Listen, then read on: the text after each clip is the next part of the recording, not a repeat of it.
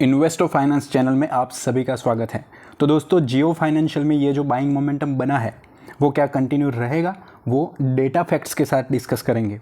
और तो और मंडे को रिलायंस के एजीएम में क्या क्या अनाउंस हो सकता है वो भी डिस्कस करेंगे। तो एक्यूरेट इन्फॉर्मेशन के लिए अंत तक बने रहिएगा। तो दोस्तों, फाइनली 202 का लो बनाने के बाद बाइंग मोमेंटम आई थी और स्टॉक 4% ऊपर जाके बंद हुआ था 221 पे। और मार्केट कैप अभी 1,33,000 करोड़ का हो चुका है और प्राइस टू अर्निंग रेशियो आप नोट कर सकते हैं 4,500 करोड़ का, यानी कि ये तो अदानी वाला सीन हो गया। तो अभी के टाइम पे स्टॉक दोस्तों ऊपर से 18% करेक्ट हो चुका है। तो इस बाय सेल रिकमेंडेशन को नहीं मगर डेटा फैक्ट्स को जानते हैं। तो दोस्तों, मंडे के दिन 262 पे ओपन हुआ था और उसके बाद लगातार 5 दिनों तक लोअर सर्किट लगी थी और अभी के टाइम पे 221 पे 18% डाउन हो चुका है, क्योंकि कल के दिन 202 का लो लगा था, उसके बाद में बाइंग इंटरेस्ट आया था। तो दोस्तों, 265 पे जिन्होंने निवेश करा था ना, उनका पैसा 202 तक आने पे 23% डाउन हो चुका था। रीज़न था पैसिव फंड के द्वारा सेलिंग, जो कि हमने लिस्ट होने से पहले ही फ्राइडे के दिन को डिस्कस कर लिया था। तो दोस्तों, स्टॉक मार्केट एक्सपर्ट्स का कहना है कि अभी भी सेल ऑन राइज वाला सिचुएशन कंटिन्यू रह सकता है, क्योंकि इसकी फेयर वैल्यू जो है वो 150 से 160 तक आती है और ये मार्केट कैप बन के आता है 1,10,000 करोड़ का, जो कि अभी के टाइम पे भी 1,33,000 करोड़ के आसपास है।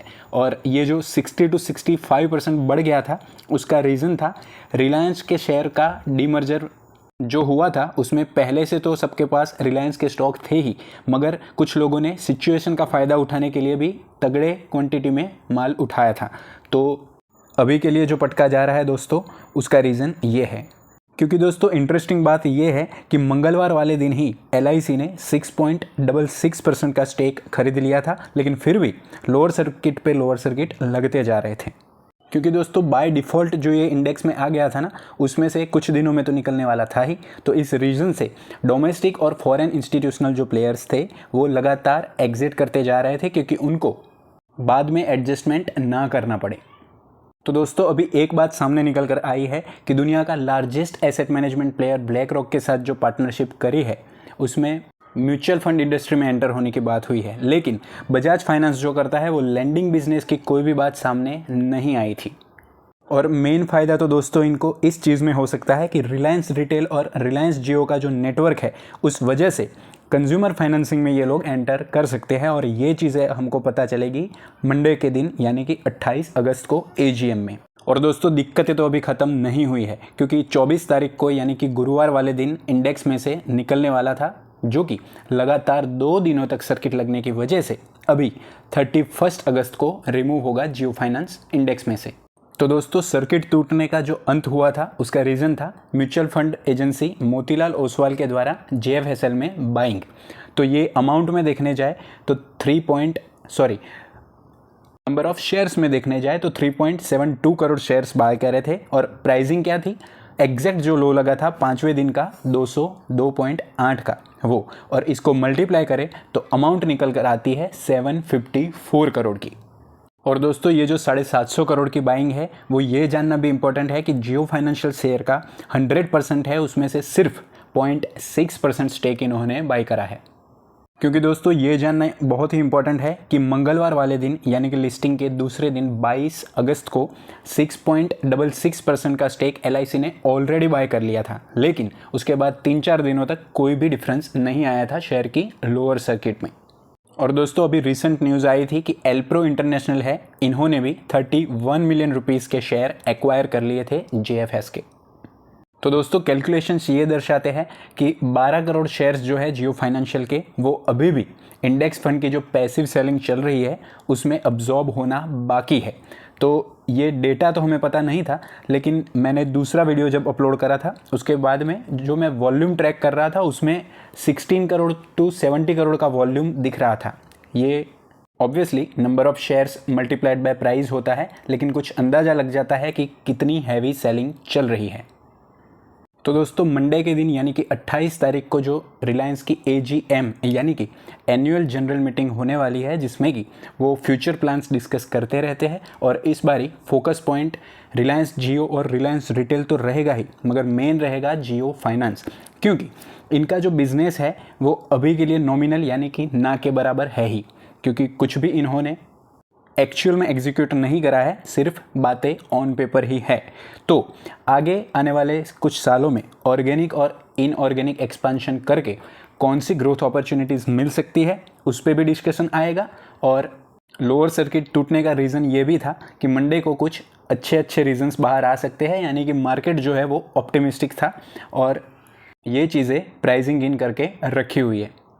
तो दोस्तों इसमें डिस्कस हो गए फ्यूचर प्लान्स JFS के, और इसमें जो ब्लैक रॉक के साथ पार्टनरशिप हुई है उस पर भी डेटा पॉइंट्स आ सकते हैं। और ये जो पूरी इंडस्ट्री है इंडिया की म्यूचुअल फंड इंडस्ट्री, वो $54,000 की है, और इसमें अगर अच्छे से एग्जीक्यूशन हो गया तो 5 से 10 सालों में बहुत ही तगड़ी ग्रोथ देखने को मिल सकती है।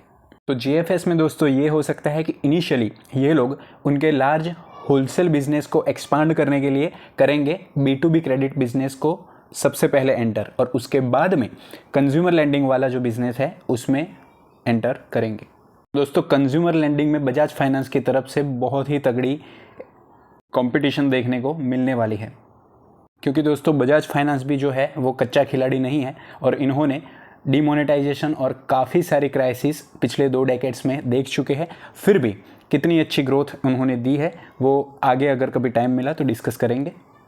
तो दोस्तों लास्ट टाइम का जो एनुअल रिपोर्ट था ना, उसमें मोटा भाई ने कहा था कि JFS जो है वो उसकी सब्सिडरी के साथ मिलके रिलायंस की टेक्नोलॉजिकल कैपेबिलिटीज़ का फ़ायदा उठाएगा और डिजिटल फर्स्ट सॉल्यूशन प्रोवाइड करेगा फाइनेंशियल सर्विसेज में इंडियन सिटीजन्स को, और ये रहेगा सिंपल बट इफ़ेक्टिव, और उसके साथ साथ अफोर्डेबल, जो कि हमने टेलीकॉम में जियो के द्वारा देख ही लिया था कि उन्होंने कैसे मार्केट को डिसरप्ट कर दिया था। तो दोस्तों वर्ल्ड की लार्जेस्ट AMC ब्लैक रॉक के साथ जो पार्टनरशिप होने जा रही है, जो कि कहलाएगी जियो ब्लैक रॉक, उस पर भी इस AGM में इन्वेस्टर्स का फोकस रहेगा। तो दोस्तों ये जो पार्टनरशिप है उसमें ब्लैक रॉक जो है वो अपने एक्सपर्टीज़ और टैलेंट का यूज़ करेगा इन्वेस्टमेंट मैनेजमेंट, रिस्क मैनेजमेंट और प्रोडक्ट एक्सीलेंस में, क्योंकि उनके पास ऐसी टेक्नोलॉजीज़ भी है, ऑपरेशनल स्किल्स भी है, और स्केल यानी कि फैला हुआ बिजनेस है। और JFS क्या करेगा, लोकल मार्केट की नॉलेज का यूज़ करेगा, साथ ही साथ डिजिटल इंफ्रास्ट्रक्चर जो कि इनको रिलायंस के द्वारा मिलेगा, और साथ ही साथ इनकी एग्जीक्यूशन कैपेबिलिटीज़ जो है उसका भी फ़ायदा JFS ला के देगा।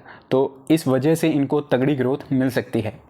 तो दोस्तों कंज्यूमर्स और मर्चेंट्स यानी कि व्यापार वर्ग जो है उसमें लैंडिंग का बिजनेस जो है वो JFS का मेन स्टे रहने वाला है, लेकिन वो साथ ही साथ इंश्योरेंस और AMC बिजनेस को भी कैटर करेंगे। रीज़न है कि लैंडिंग बिजनेस जो है ना उसमें ये एंटर तो करना चाहते हैं क्योंकि प्रॉफिटेबल बिजनेस उधर से मिल सकता है, लेकिन वो टफ टू क्रैक है क्योंकि लेक ऑफ कस्टमर स्टिकीनेस, यानी कि कस्टमर्स जो है वो इतने टिकते नहीं है उधारी वाली बिजनेस में, और इसी वजह से बजाज फाइनेंस को इस बिज़नेस का बाप कहा जाता है। और दोस्तों ये इंपॉर्टेंट डेटा है कि म्यूचुअल फंड इंडस्ट्री का जो AUM यानी कि एसेट अंडर मैनेजमेंट यानी कितना पैसा ये संभालते हैं, वो 2013 की 30 जून को था 8 लाख करोड़ के आसपास, और अभी 2023 की 30 जून को 44 लाख करोड़ की हो चुकी है, यानी कि सिर्फ 10 सालों के अंदर अंदर 5 गुना। और अभी जो रिटेल इन्वेस्टर्स का पार्टिसिपेशन बढ़ रहा है उस वजह से इस इंडस्ट्री में आगे भी ग्रोथ मिल सकती है। तो ब्लैक रॉक के साथ जो पार्टनरशिप करी है उसमें अच्छे से एग्जीक्यूशन हो गया तो इन्वेस्टर्स को बहुत ही तगड़े रिटर्न्स बनकर मिल सकते हैं।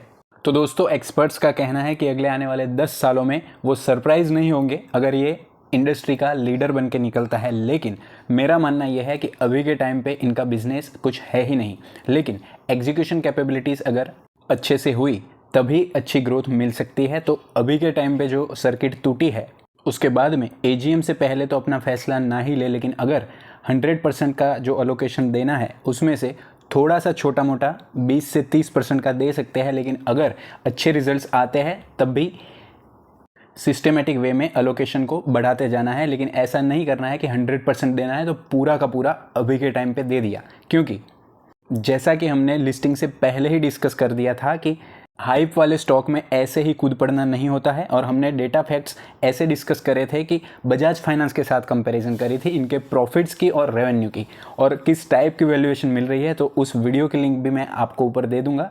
तो ऐसा क्या है, बाद में थोड़ा सा महंगा खरीद लेंगे, लेकिन हमारे पास श्योरिटी होगी कि अब जाएगा श्योरली ऊपर ही। तो उस तरह से सिस्टमेटिक वे में इन्वेस्टमेंट करते जाना है। और ये रहे 2 वीडियो जो कि आप प्लेलिस्ट में भी देख सकते हैं। साथ ही साथ कुछ डिटेल्ड स्टडी भी हमने डिस्कस करी है। और डीमार्ट का वीडियो तो वॉलमार्ट और रिलायंस रिटेल के कंपैरिजन का था, और सोना BLW और इंडिया मार्ट में तो फ्यूचर प्लान्स देखने जाए तो गोल्डन अपॉर्चुनिटी है, तो वो वीडियो को भी ज़रूर देख लीजिएगा।